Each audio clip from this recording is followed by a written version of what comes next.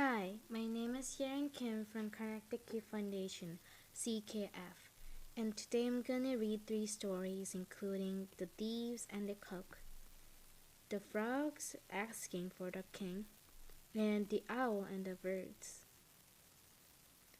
The Thieves and the Cock. Some thieves broke into a house and found nothing worth taking except a cock, which they seized and carried off with them.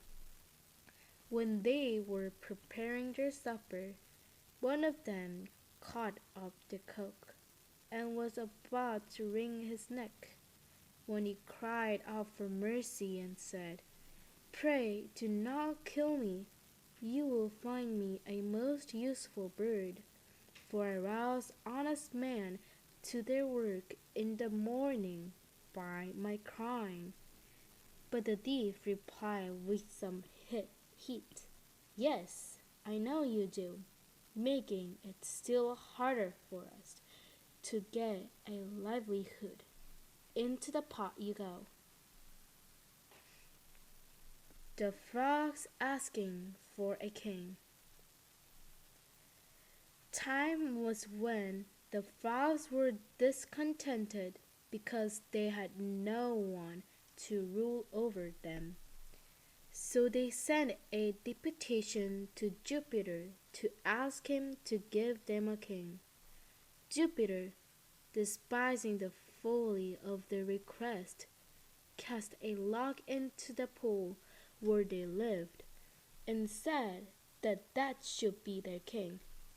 The frogs were terrified at first by the splash, and scuttled away, ventured to the surface into the deepest parts of the pool.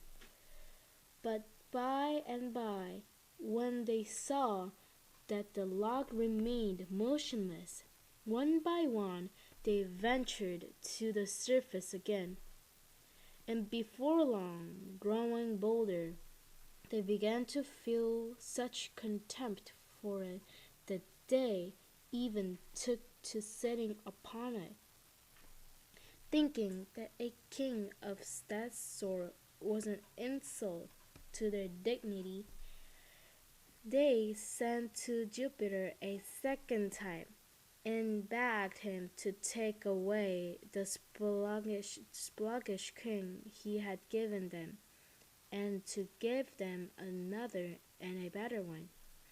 Jupiter, annoyed at being pestered in this way, sent a stork to rule over them, who no sooner arrived among them than he began to catch and eat the frogs as fast as he could. The Owl and the Birds.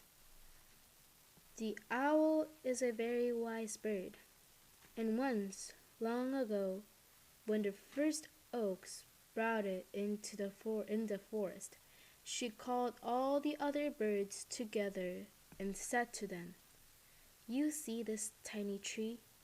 If you take my advice, you will destroy it now when it is smaller. For when it grows big, the mistletoe will appear upon it, from which birdlime will be prepared for your destruction." Again, when the first flax was sown,